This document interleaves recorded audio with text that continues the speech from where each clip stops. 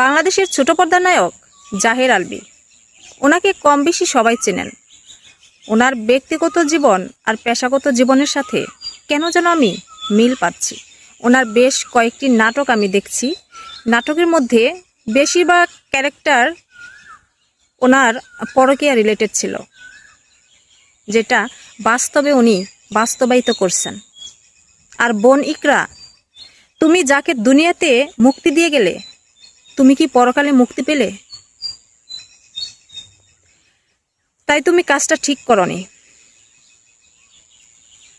তোমাকে প্রতিকূল পরিবেশটাকে জয় করা উচিত ছিল।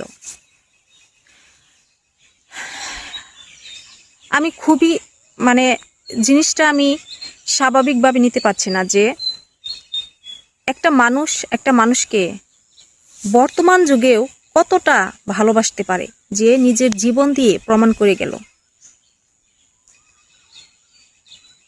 আর জাহের আলভী,